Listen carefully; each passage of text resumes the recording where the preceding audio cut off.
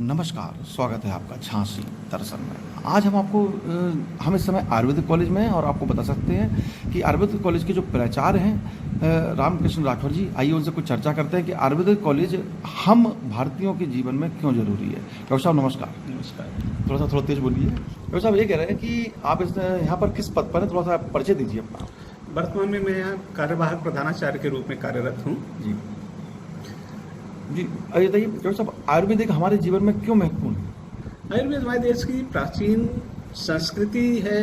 ये दरअसल आयुर्वेद एक चिकित्सा पद्धति ही नहीं बल्कि एक जीवन शैली है। जीवन शैली, इसको आप जीवन शैली के रूप में समझें तो ज़्यादा हितकर होगा। और ये जनमानस में भी ये भ्रांति की आयुर्वेद एक पुरानी पद्धति है, ठीक है, ये आजकल समाज में प्रचलित नहीं है, या बहुत से रोगों में कारगर नहीं है, या बहुत सी शल्य क्रिया या सर्जरी की सुविधाएं नहीं है। ऐसा कुछ नहीं, ये एक पूर्ण विज्ञान है। जैसा मैंने बताया कि चिकित्सा विज्ञान है।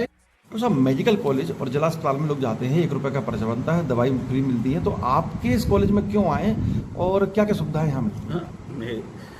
मेरे चिकित्सालय में भी वो सभी सुविधाएं उपलब्ध हैं। 1 रुपये का पर्चा बनता है, दवाएं भी मिलती हैं, इसमें भरपूर मात्रा में दवाएं हैं, और हर किसी व्याधि की यहाँ पे चिकित्सा सुविधा उपलब्ध है। जी डॉक्टर साहब, ओपीडी में किस तरह की व्यवस्था रहती है, क्या करना पड़ता है? ओपीडी में बस रोगी आता है, 1 रुपये का पर्चा बनवाता है रजिस्ट्रेशन काउंटर पे, और वो जिस बीमारी से पीड़ित होता है उसको बताता है। वहाँ पे जो पर्चा बनाने वाला है संबंधित ओपीडी के कक्ष में भेज देते हैं, और वहाँ पे वो चिकित्सक से अपना परामर्श लेता है और उपलब्ध औषधियाँ उसको प्रदान कर दी जाती है। डॉक्टर साहब, ये आयुर्वेदिक कॉलेज है, तो आपको तो मतलब ज्ञात होगा उत्तर प्रदेश में लगभग अनुमानित कितने आयुर्वेदिक कॉलेज होंगे? गवर्नमेंट के 8 हैं आयुर्वेदिक कॉलेज, राजकीय, और लगभग 60 के लगभग प्राइवेट है। डॉक्टर साहब, आयुर्वेदिक में बीएमएस की डिग्री क्या मायने रखती है, क्या समझते हैं आप इसको? आयुर्वेद की डिग्री स्नातक स्तर की उपाधि है। आयुर्वेद की बीएमएस स्नातक स्तर की उपाधि है। इसके आगे उच्च शिक्षा में एमडी और पीएचडी होती है, लेकिन यहाँ झांसी में केवल बीएमएस की उपाधि मिलती है। डॉक्टर साहब, इसके बाद जो एमडी वगैरह कर लेते हैं, क्या उनको सरकारी में क्या क्या सुविधाएं किस तरह से मिलती हैं? एमडी के पहले ही जो केवल बीएमएस उपाधि के आधार पर चिकित्सा अधिकारी के रूप में नियुक्ति होती है आयुर्वेदिक डिस्पेंसरीज में और आयुर्वेदिक हॉस्पिटल्स में।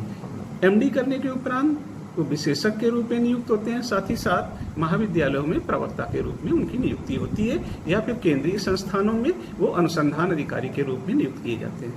डॉक्टर साहब, जैसे इसके लिए किस तरह की परीक्षा में हमें करना पड़ता है? मान लीजिए कोई नए स्टूडेंट है, वो आयुर्वेदिक को बड़ा इंटरेस्ट लेते हैं, क्या उन्हें क्या करना चाहिए? प्रवेश परीक्षा केवल और केवल एकमात्र इस समय प्रदेश में नीट है, जिसके माध्यम से एमबीबीएस होता है, बीएमएस होता है, बीएचएमएस होता है, बीयूएमएस होता है। परीक्षा एक है, मेरिट है, मेरिट एक ही मेरिट बनेगी, और उसमें सबसे पहले एमबीबीएस, उसके बाद बीएमएस के छात्रों का चयन होता है। डॉक्टर साहब, इस समय हम झांसी की चूंकि आयुर्वेदिक कॉलेज में आप प्राचार्य हैं, यहाँ लगभग क्या स्थिति है और क्या समस्याएं, मतलब कुछ समस्याएं बताइए, कुछ क्या उनमें सुधार होना चाहिए, और क्या कहना चाहते हैं आप इसके विषय? स्टूडेंट कितने हैं? स्टूडेंट यहाँ 75 सीट है जी। प्रतिवर्ष यहाँ पे 75 छात्र आते हैं, उनमें से 60 राज्य सरकार के माध्यम से और 15 ऑल इंडिया कोटा से आते हैं। सुविधाओं के नाम पे कुछ चिकित्सकों की कुछ या शिक्षकों की कुछ कमी रह गई, उनके लिए प्रयास जारी है, और संभावना है कि कुछ दिन में उनकी भी पूर्ति हो जाएगी। इसलिए शिक्षण संबंधी कोई परेशानी नहीं है। इसी प्रकार से चिकित्सालय में भी औषधियाँ पर्याप्त मात्रा में उपलब्ध हैं, इसलिए रोगियों की संख्या भी लगभग 200 से 250 प्रतिदिन की है। तो साहब, कुछ बाहर से भी दवाइयाँ लेना पड़ती है, कुछ मेडिकल स्टोर का काफ़ी शिकायतें भी आती हैं। बिल्कुल, कभी कभी ऐसा होता है। ये होता है जब बजट की उपलब्धता, कभी कभी बजट समय से ना आने पे चिकित्सालय में कुछ औषधियों की कमी हो जाती है। ऐसा कभी तभी होता है जब बजट ना आने की वजह से हमारे पास औषधियाँ उपलब्ध नहीं होती हैं। तो रोगियों के हित में और रोगियों को विश्वास में लेके ही कि आपको इसकी ज़रूरत तो है, लेकिन हमारे चिकित्सालय में उपलब्ध नहीं है, इसलिए आप चाहें तो मैं लिख दूँ। इस आधार पर चिकित्सक कभी कभी बाहर की औषधियाँ लिख देते हैं, जबकि शासन के निर्देश हैं कि यथासंभव आप औषधियाँ अपने चिकित्सालय से उपलब्ध कराएं, और ऐसा प्रयास भी होता है। लेकिन कभी ऐसा होता है कि रोगी को आवश्यकता है और हमारे चिकित्सालय में उपलब्ध नहीं है, तो मजबूरी बस कभी कभी हमारा चिकित्सक लिखता है। डॉक्टर साहब, आयुर्वेदिक का महत्व आप अपने जीवन के अनुसार सर लोगों को क्या मैसेज देना चाहेंगे कि मतलब कितना महत्व रखता है? जैसा मैंने बताया कि ये हमारी पूरी जीवन शैली को प्रभावित करता है, ठीक है। इसके आधार पे हम अपना आहार विहार, हम क्या खाते हैं, कब खाते हैं, समय के अनुसार, ठीक है, ऋतुचर्या, दिनचर्या, हम सवेरे से लेकर के रात्रि तक अपना जीवन कैसे चलाएं, है ना। सबसे पहली बात तो ये है, क्योंकि आयुर्वेद के ये सिद्धांत है कि हम रोगी की चिकित्सा तो बाद में करें, बल्कि जो स्वस्थ व्यक्ति है उसके स्वास्थ्य की रक्षा पे हम पहले ध्यान दें। अच्छा सर, ये आपने बड़ी अच्छी चीज बताई डॉक्टर साहब। इसमें हाँ, चूंकि हमारे शास्त्रों में भी लिखा है, जी। मैं बताता हूँ कि प्राचीन शास्त्र जो हमारे हैं, आयुर्वेद के मौलिक ग्रंथ जिनको हम कहते हैं, आपने नाम सुना होगा, भगवान धन्वंतरी आयुर्वेद के जनक, ठीक है, आचार्य चरक, सुश्रुत है, इनको आधुनिक चिकित्सा विज्ञान वाले भी मानते हैं कि वो फादर ऑफ सर्जरी हैं। सुश्रुत हमारे यहाँ के आचार्य हैं आयुर्वेद के।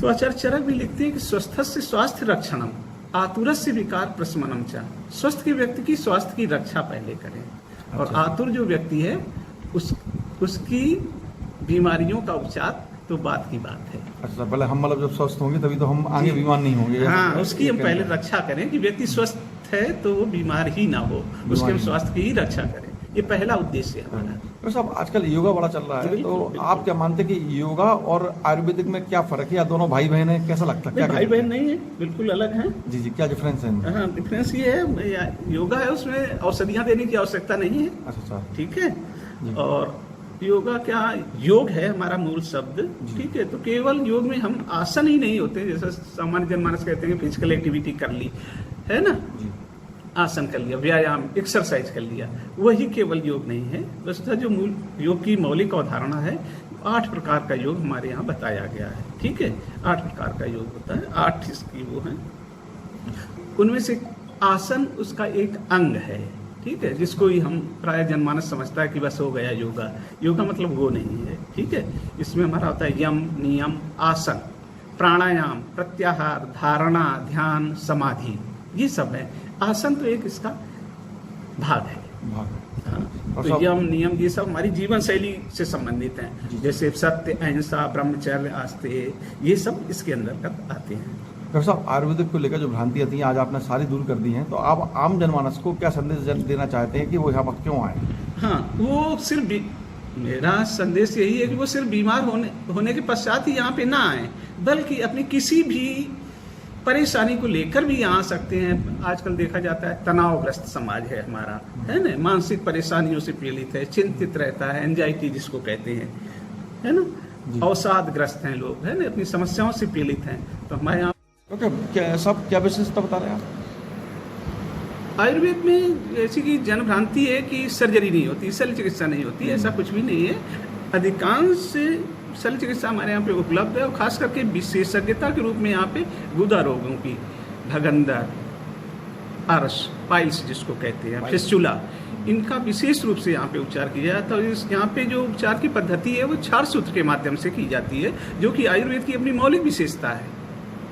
4 सूत्र विधि आयुर्वेद की अपनी मौलिक विशेषता है, और इसके द्वारा भगंदर या फिस्टुला का जो उपचार किया जाता है, इसके द्वारा उपचार किए जाने के बाद ये संभावना एक तरह से समाप्त हो जाती है कि उसकी पुनः उत्पत्ति होगी, रिजेनरेट होगा, या इसका दोबारा हो जाएगा, रिकरेंस इसका नहीं होता। जबकि सामान्यतः ये देखा जाता है आधुनिक विधियों में कि एक बार फिस्टुला का ट्रीटमेंट करवाने के बाद वो रिकरेंस करता है, दोबारा हो जाता है। पाइल्स ऑपरेशन कराने के बाद संभावना रहती है कि वो पुनः हो जाती है। लेकिन यहाँ पे जो शास्त्रीय विधि से 4 सूत्र या 4 कर्म के माध्यम से जो गुदा रोगों का उपचार किया जाता है, उनमें संभावना लगभग क्षीण होती है कि उनका रिकरेंस हो। डॉक्टर साहब, अभी आप बता रहे थे कि पोस्ट ग्रेजुएशन जो हमारे यहाँ से नहीं होती, और मतलब क्या क्या सुविधाएं बढ़ाई गई हैं, और मतलब शल्य चिकित्सा में जैसे हमारे रोड पर अगर इंजरी होती है तो वही सुविधा अभी मतलब प्रारंभ हो गई अपने यहाँ की, नहीं कैसा? हाँ, अभी हमारे यहाँ पे ये उपलब्ध नहीं है। दरअसल ये अंडर ग्रेजुएट प्रोग्राम BMS ही यहाँ पे चलता है, लेकिन जहाँ पे पोस्ट ग्रेजुएशन या सुपर स्पेशलिटी की सुविधा उपलब्ध है, जैसे BHU हो गया, वहाँ का आयुर्वेद संस्थान है, लखनऊ है, केंद्रीय स्तर पे हम बात करें, राष्ट्रीय आयुर्वेद संस्थान जयपुर है, all India institute of Ayurveda नई दिल्ली है, या गोवा है उसका कैंपस, ठीक है। इन जो प्राय स्नातक या उच्च शिक्षण संस्थान है वहाँ पे शल्य चिकित्सा की लगभग पूरी सुविधाएं उपलब्ध है। डॉक्टर साहब आजकल सरकार ध्यान दे रही है इन सब पर क्या? हाँ, पहले की अपेक्षा काफ़ी ध्यान दे रही है, आयुर्वेदिक पहले से बेहतर है, जी जी सरकार भी ध्यान दे रही है। Thank you.